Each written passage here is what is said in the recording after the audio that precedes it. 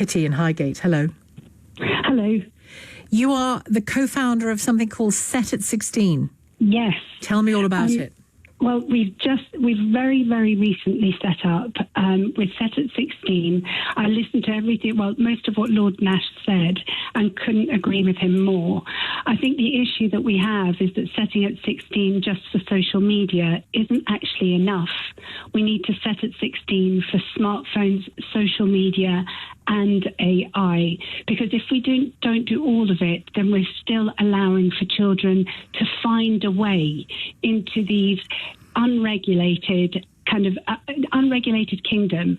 As long as children have smartphones, it is the key, and it allows them into a kingdom one way or another.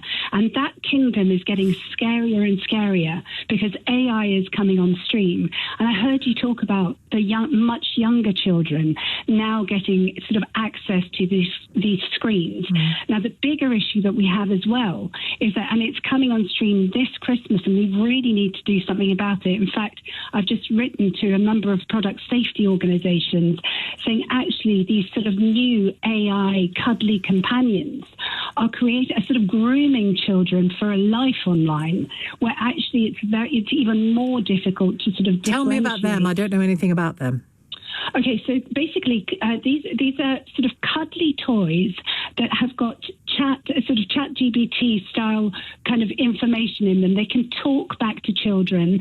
They're designed to gather information from the children and then sort of develop stronger relationships with them.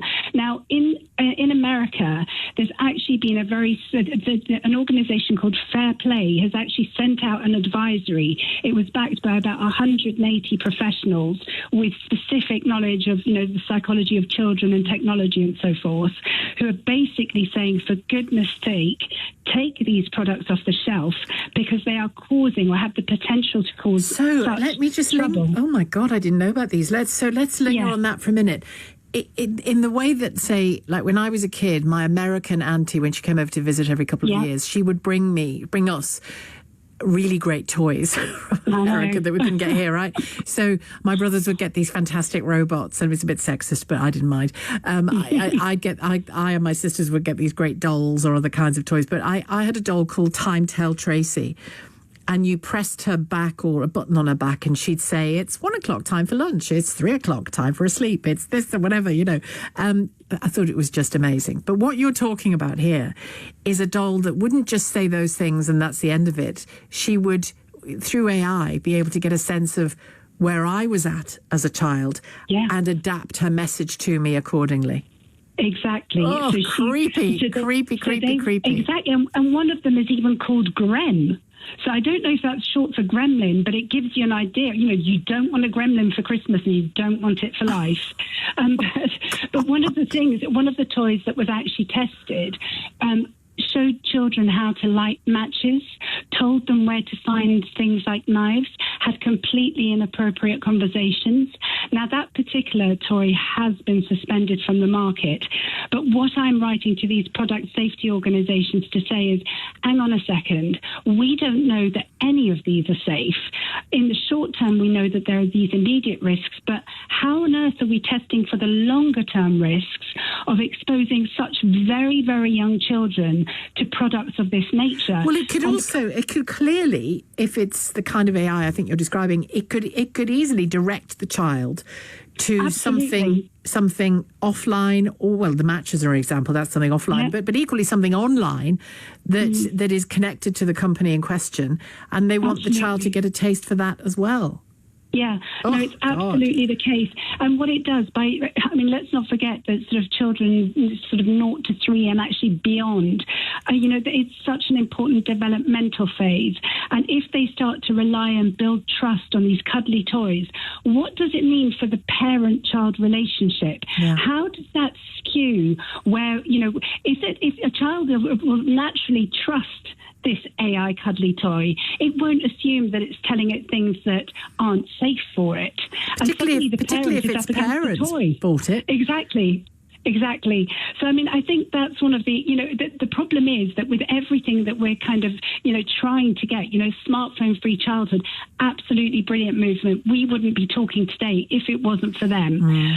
But actually, we are so behind the curve in terms of all our thinking. Yeah.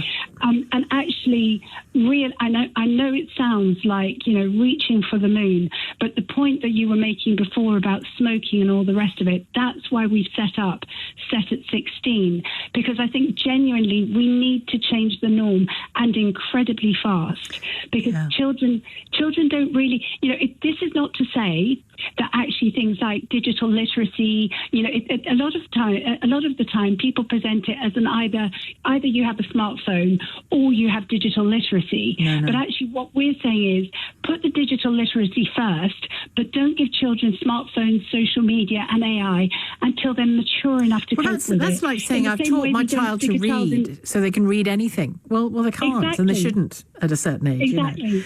I mean, a lot of the logic of this argument is like, give a child a car at 7 so it doesn't crash at 17.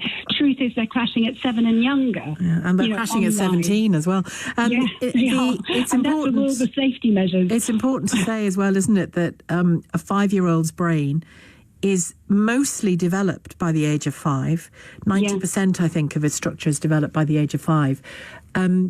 Which is why children, very small children who've been exposed to neglect or violence or abuse, their brain is changed forever. Oh, right. Cigarettes mentioned, alcohol, fetal alcohol syndrome mentioned.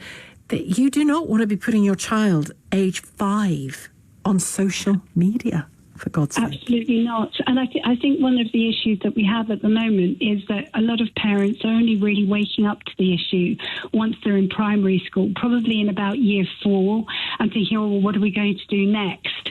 But actually, if we set up a minimum age set at 16, it would have maximum impact as much as anything, because then there is a government duty to introduce a proper public awareness campaign. And actually, that public awareness campaign needs to start in baby clinics. And where can people find Set at 16? Can they find it online?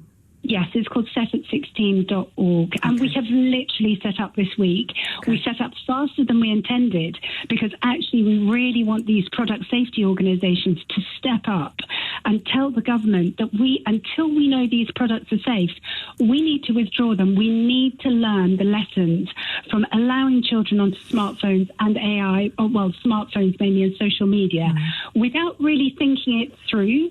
And I think a lot of the problem was that we bought into the hype. We bought into those messages of, you don't really want your child left behind in the future, do you? I mean, I think people underestimate the power of that message, and the message that we're also hearing even now, which says, oh, AI is the future. If your child doesn't know how to use AI by the age of 3, it will never be employable.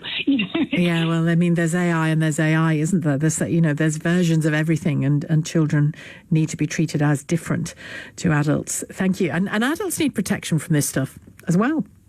Thank you, Kitty. Good to hear about your organisation. Good luck with it.